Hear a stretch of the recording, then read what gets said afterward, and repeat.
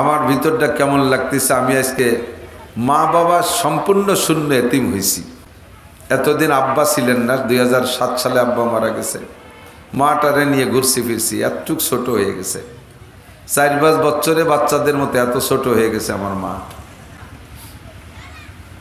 নিজেকে সম্পূর্ণ নিয়ন্ত্রণ হারা হয়ে গেছে। 2 বছর পর্যন্ত পোলাপানের মতো প্যাম্পাস পরায় রাখি, মুখে উঠে খানা খাওয়াই, সব পরিষ্কার করি। তারপরও মনে চাচ্ছিল যে মা এই অবস্থায় আরো 5টা বছর থাকুক। এরপরও মনে চাচ্ছিল যে মা আমাদের সামনে না মরুক, যত কষ্টই করি না কেন। প্রতি মাসে নর্মালি মায়ের পিছনে আমার ব্যক্তিগত আমার ঘরে থাকে মা। সব কিছু বাদে মার জন্য, মার খাই খেদমত ইত্যাদি জরুরিয়াতের জন্য ওষুধ পানি ছাড়াই 20,000 টাকা আমি অতিরিক্ত খরচ করি মার জন্য। তারপরেও মনে চায় মা যদি 50,000 টাকা খরচ করে তাও আমি প্রস্তুত, আমার মা আরও দিন থাক। আমি বাড়ির থেকে আসার সময় আমার মাকে বলে আসি, মা আমি যাইতেছি। মা আমার হাতটা ধরে নিয়ে কথা বলতে পারে না, হাতের তালুতে একটা চুমু দেয়। মাঝে মাঝে ওই বাঁকা হাতটা ঘুরেই আমার মুখটা মালিশ করে দেয়। রাতের বেলা যখন যে গেট খুলি সাথে সাথে আমার মা ডাক দেয়, নাসির আসছো, আজকে থেকে আর আমার এই ডাকটা কেউ দেবে না। আসার সময় আমি আর বলি আসার কোনো জায়গা নাই আমার। মায়ের হাতে টাকা দিলে মা চুমু খাইতেন, মা টাকায় চুমু খাইতেন। আমি মনে করতাম আমার মা আমার কপালে চুমু খাচ্ছে, আমি তো আর মার কাছে টাকা দিতে পারবো না। নানান কষ্ট আমার ভিতরে সাড়া দিচ্ছে, কাজে আমি খুব আত্মহারা হয়ে যাচ্ছি। আল্লাহ পাক রব্বুল আলামিন আমাদের যাদের আব্বা মা আছে তাদের আব্বা মাকে লম্বা হায়াতে তয়বা দান করুন। যুবক, তোমাদের যাদের আব্বা মা আছে তোমরা এখনো টের পাও না। কদরে নেয়ামত বাদে জওয়াল, নেয়ামত থাকতে নেয়ামতের কদর বুঝে আসে না, চলে যাওয়ার পরে আফসোস আসে। ওই আফসোসে কাজ হয় না। সামনে থাকতে একটু খাও, আব্বা মাকে পরাণ ভরে খাও। আমি একটা বড় আনন্দের বিষয়, একটু না বললেও পারতেছি না, কেমন যেন এসে যাচ্ছে। আপনাদের বিরক্ত হচ্ছে না কেমন জানি না। শেষ দিক এসে আমার মা যে জিনিস ভালোবাসতেন আমাকে বলতেন, আর আমি রাস্তায় চলতি পথে আমার মার পছন্দের সব জিনিস খুব পেয়ে যেতাম। আমার মা বড় মাছ, পাঙ্গাস মাছ পছন্দ করে। নদীর কিনারে বাজার দিয়ে আসতেছি, দেখি 10 কেজি ওজনের মধুমতি নদীর পাঙ্গাস। আমার কাছে টাকা নাই, আমি জালিয়ারে বললাম ফ্রিজে রেখে দে, যার সময় নিয়ে যাবো, 2 দিন পর টাকা দেবো। আমি সেই পাঙ্গাস নিয়ে মারে খাওয়াইছি। একজন বড় সুস্থ মানুষও তার 2 পিস মাছ খেতে পারবে না, আমার মা 5 পিস মাছ খেয়ে ফেলাইছে। আমি আজীব যে এই বয়সের মা, এতটুক মা আমার এখন এত খায় কে। আমি পরে হিসাব মিলাইলাম, এই রুজি বাকি রয়েছে, ওদিকে হায়াতের মেয়াদ শেষ হয়ে যাচ্ছে। এই জন্য আমার মাকে আল্লাহ তাআলা শেষ দিক 2 মাস এমন রুচি দিছে, ডেলি 5-6 বার একবার বড় প্লেট ভরে ভাত খাইতেন, মুখে উঠে খাওয়াই দিয়ে লাগতো, সব খাইতেন। পোলাপানের মতো হা করে থাকতেন, আমরা খাওয়াইতাম। তো এভাবে আমি যেখানে গেছি আমার মায়ের রুচি সম্মত সব আমি পাইছি, আর আমার মারে আমি পরাণ করে খাওয়াইছি, আলহামদুলিল্লাহ। আল্লাহ, তো মা সময় হয়ে গেছে, চলে গেছে, বলার আর কিছুই নেই। কোনো মানুষের অকাল মৃত্যু হয় না, যখন তার কাল ঠিক হয়ে যায় তখনই তার মৃত্যু হয়। 100 বছর হায়াত পেয়েছে, অতদিন পাবো কিনা জানি না। 2 শুক্রবার আগে আমি বলতেছি আমি জুমার নামাজ পড়াইতে যাচ্ছি। মা কয় আজকে শুক্রবার, তোমরা তোমারে বললেন আমি একটু সূরা কাহাফটা পড়তাম। 2 বছর মা বিছানাতে উঠে বসতে পারে না। আমি সূরা কাহাফ পড়তাম। আমি বললাম মা আপনি তো দেখে কি পড়তে পারেন? আমি মুখস্থ পড়বো। আমি মারে সূরা কাহাফ শুরু করাই দিছি, 1 পৃষ্ঠা আমারে মুখস্থ শুনাইলেন আমার মা। আমার মায়ের জবানে শেষকালে হাসবুনাল্লাহু ওয়া নি'মাল ওয়াকিল, নি'মাল মাওলা ওয়া নি'মান নাসির, কুল্লু নাফসিন যায়কাতুল মাউত সুম্মা ইলাইনা তুরজাউন, এই 2টো আয়াত আমার মায়ের মুখে আমি বহুবার এই শেষ দিকে শুনছি। শেষে কলেমা পড়তে পড়তে দুনিয়া থেকে চলে গেছেন। আল্লাহ আমার মাকে জান্নাতুল ফেরদাউস নসিব করেন। আমার মায়ের নাতি নাতনি, আমাদের ওদিক ছেলেকে পোতা বলে, ঠিক আছে নাকি? এদিক নাতি পোতা দিয়ে 20-30 জন হাফেজ, মাত্র 20 মিনিটের ভিতরে ওরা মাকে পাশে রেখে, আমার মাকে পাশে রেখে 1 খতম কোরআন শরীফ পড়ে ফেলেছে। সবই ওনার সন্তানদের মধ্যে। আমার 5 ছেলে মেয়ে হাফেজ, আমার ভাইয়ের বেটারা হাফেজ, সবাই হাফেজ, বেগনেরা হাফেজ, মৌলানা।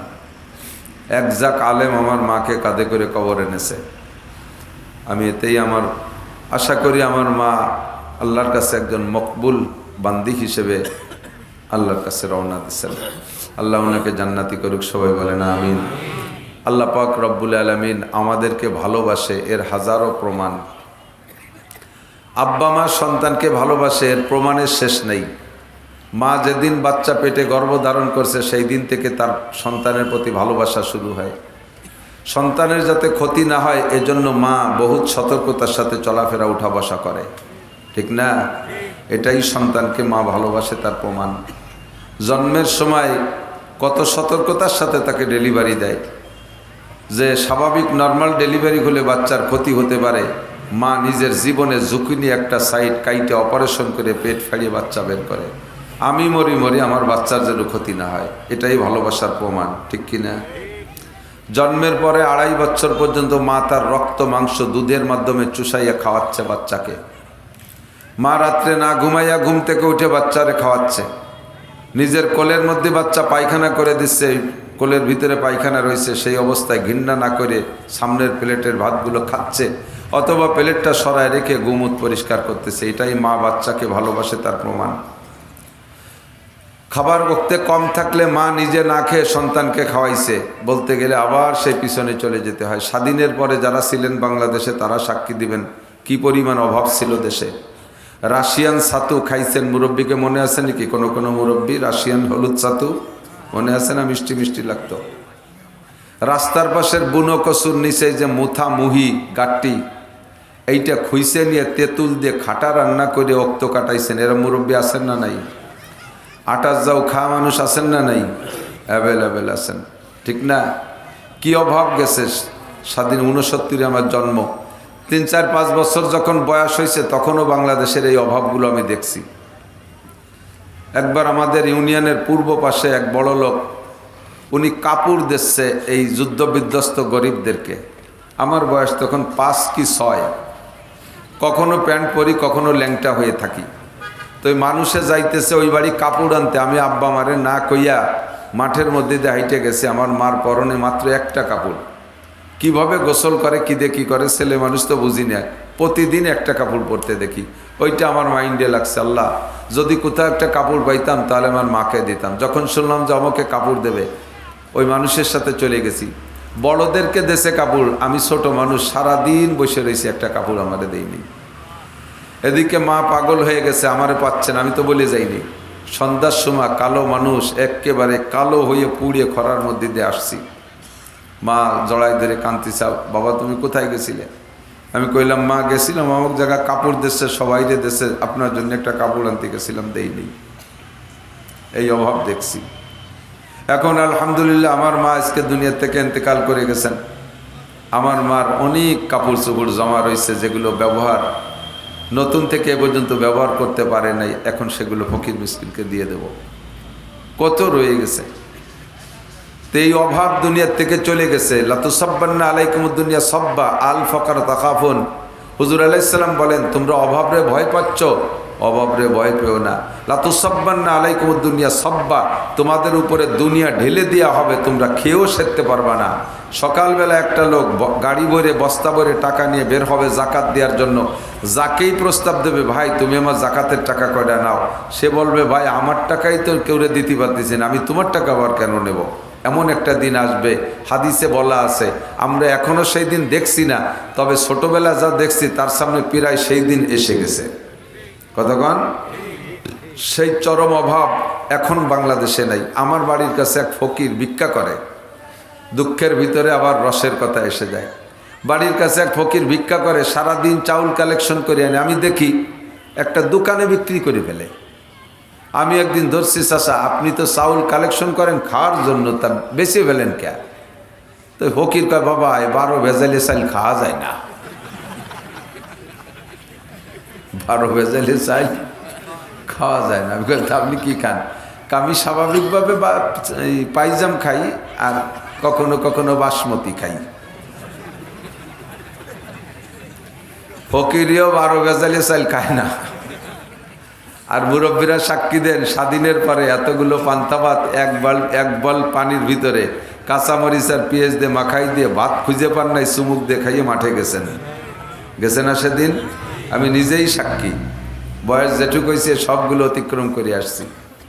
অভাব দুনিয়ার থেকে চলে গেছে। যাই হোক, দুপুরবেলা 4টে ভাত রান্তো মা, সকালবেলা রুটি।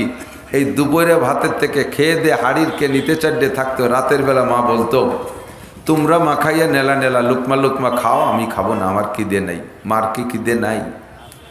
মার কি খিদে নাই? অবশ্যই ক্ষুধা আছে। তো মা এই কষ্ট করে আমাকে খাওয়াইছে, তার মানে মা আমাকে ভালোবাসে। 3, 4, 5 বছর পর্যন্ত আমার গোমুত সাফ করছে, মা আমাকে ভালোবাসে। হাজারো প্রমাণ ভালোবাসার, ঠিক কিনা?